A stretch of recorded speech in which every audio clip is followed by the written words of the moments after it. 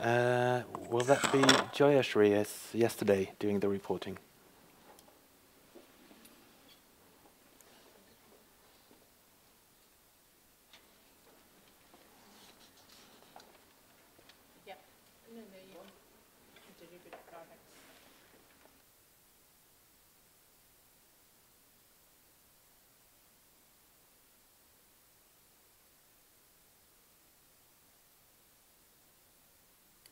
First, I'm trying to summarize the message for recommendation for communication strategy from this group.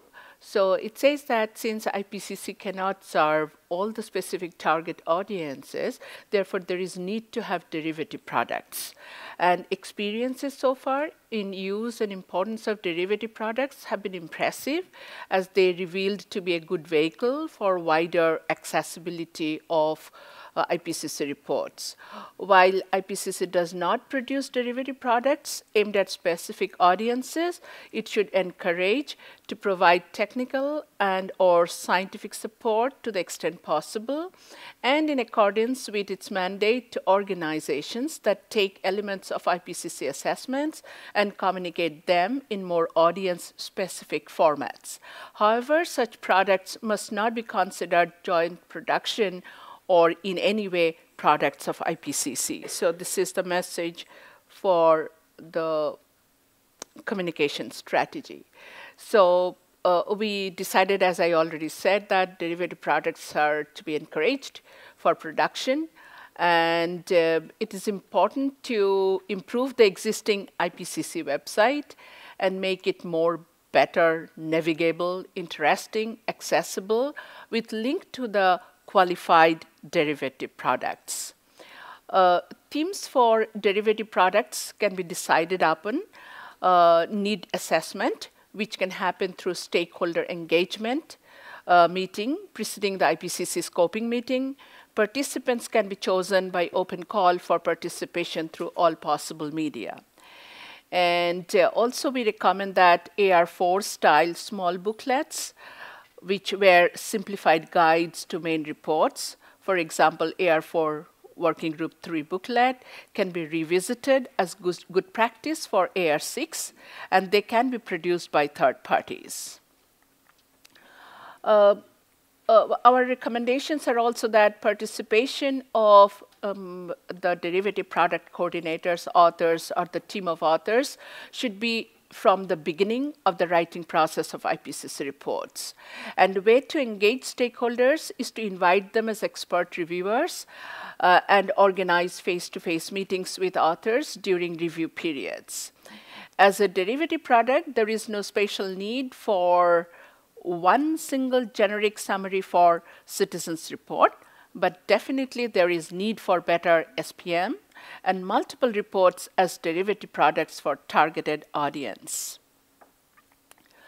We recommend pre-meeting with communication specialists to prepare clear key messages.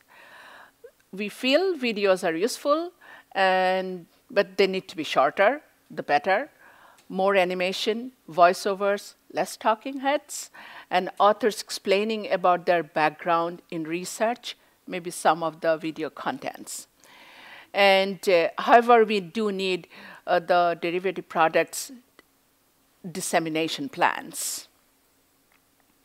We also recommend that the add to press release key findings like headline statements. And infographics are very useful for derivative products, could make use of data visualizers. 13 we deleted. We didn't want an unlucky number. So, so number 14, yeah, so number 14 is that there is no need to engage in rebuttal of misinformation. Taking up FAQs in all 3 working group reports are very useful.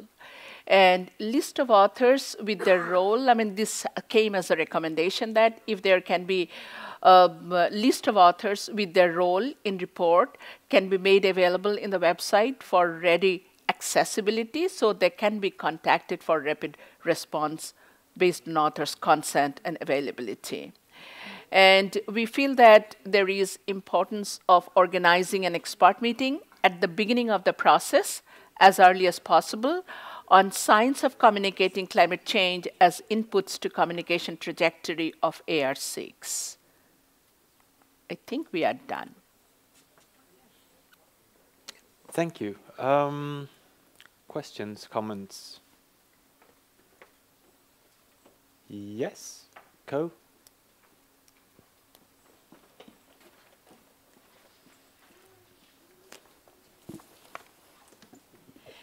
Just a question about 14, because that seems to contradict what we heard this morning from John about the real value in rebutting misinformation.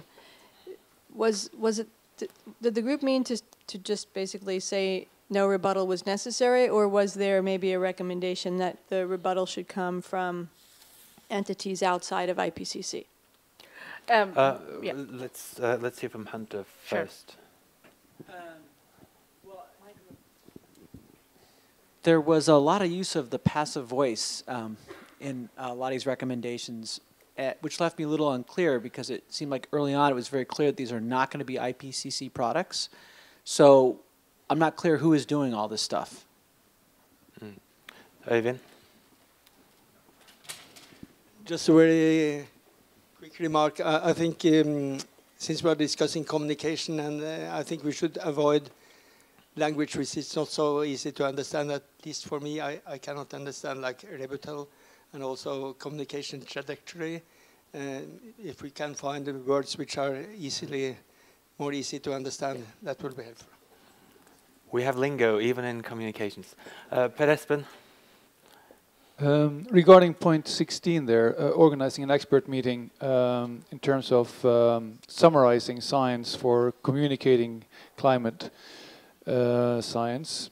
What is the outcome of that? Is that a technical report? I think it's very important because there's been a lot of research and a lot of evidence-based science converging on what really has effect and what does not have an effect in terms of creating ownership and learning and not just informing. I'm thinking about this issue of shifting from information deficit model to engagement of the audiences, and what would be the link of that outcome into the communication process, or even whatever you like to call it, AR6. Thank you. Joyashree?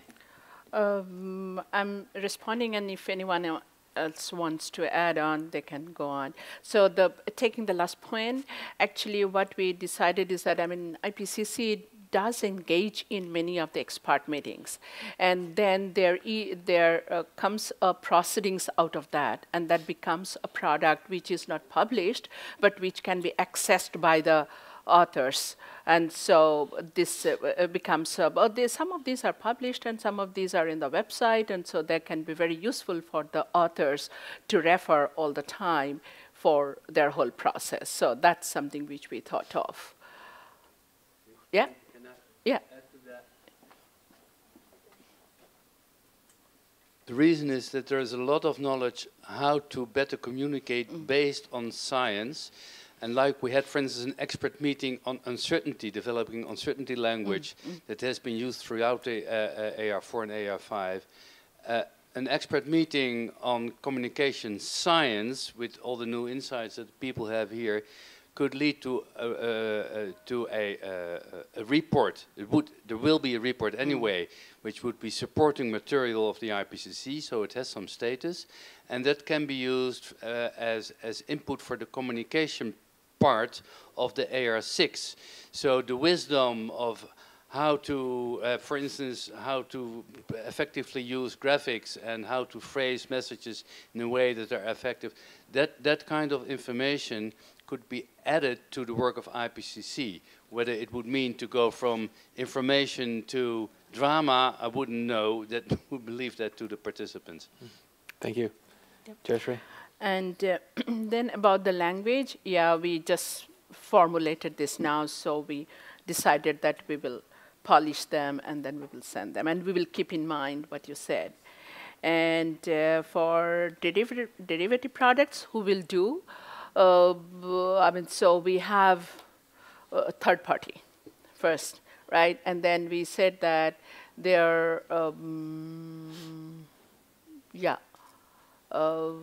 Yeah, so we just said that, so it should be done by third parties, but who are going to be these third parties, how the process is going to be, and how you really do the need assessment, all these things needs to be done, and that's something which we said in, in number 3. In number 3, how they can be engaged and how we find out. And about number 14, the rebuttal by IPCC, we of course said that, I mean, we felt that IPCC directly should not engage in rebuttal, but of course when we take the frequently asked questions in the reports, they are very useful, and which we can formulate in such a way so that we can take care of many of the questions which are coming up from different communities, different stakeholders. So, yes, Leo. May I add to the point? Does it work? I have to press something. Does it work now? Yeah. Yes. With regard to the rebuttals, indeed, what we felt that this day-to-day counteracting disinformation on climate science is a task for third parties. They're doing that anyway. There are excellent websites, and IPCC should not have an ongoing day-to-day counteracting wrong information, and should focus on its, unless it would be, as Jonathan said earlier, about how IPCC works, that could be rebutted. But if it's about science, that's exactly where the assessment reports are for. So, and leave the day-to-day rapid responses to nonsense in the press to others. IPCC can focus on its own products, but the frequently asked questions could address the type of questions that are in the public arena anyway, like, has climate warming stopped, yes or no? Is the sun important? That are not questions from skeptics, those are questions that are within the public, and we believe it would be very useful that IPCC continues, like Working Group 1 does, with frequently asked questions, but not only Working Group 1, also Working Group 2 and 3. Yes, thank you. I have David and then Tim. And Hunter. I just wanted to refer to point 16. So about a year and a half ago, there was a 2-day symposium at the National Academy of Science in Washington about the science of communicating science. Several very good papers from that symposium were published in PNAS, and you can probably find all of it on the web because everything was recorded. And if nothing else, people can just read those and actually watch that video. Thank you. Yeah. Tim?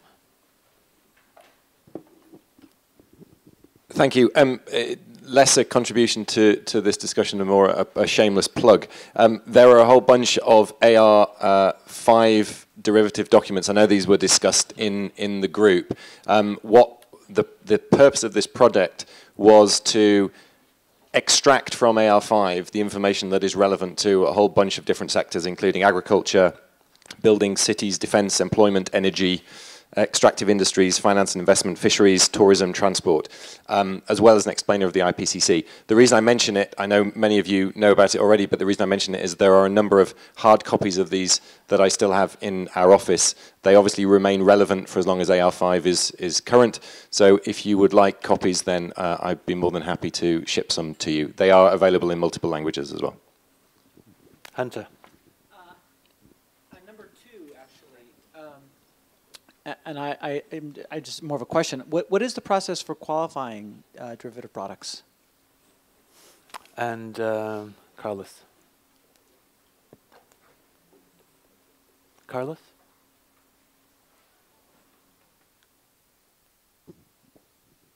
Question about number 10, dissemination plans. I think it needs to be clear whether we're talking about dissemination plans for derivative products, which I think is the role of third parties, not of the IPCC. So, and dissemination plans for products of the IPCC, such as a new website or the videos the IPCC eventually makes and posts to the new website. Thank you. Jayashri, would you make some final comments? So good to know the information about the kind of discussion already in the public space, and so those can be, of course, used. And who qualifies for, how do you really find out qualification for the derivative products? Leo, would you like to comment on that? Yes, we discussed that, and we felt that we should not produce a long list of all things that we think should be taken into account, like resources and effects and status, but leave that at the discretion of the working group co-trustees and authors to judge whether they see it's useful to put time and effort in a certain a product of a third party. They are the best people to judge, and I think we should not prescribe them how to do that. Okay, thank you. Anything more to add? And just on this number 10, if you take it up with what we said about the website, I don't know which one was that. So if you look into that, so basically we said that the IPCC website really need to be changed. And when the derivative products come, so how do you really make them visible also, because that's helping the IPCC process dissemination better. So how do you really tag them? How do you bring them closer? So these are the things we are recommending, and this needs to be discussed at different level. Okay, thank you. Thank you very much. Now I'd like to invite Jessica up on stage to present the conclusions from and recommendations from Group C. That is on communications with stakeholders.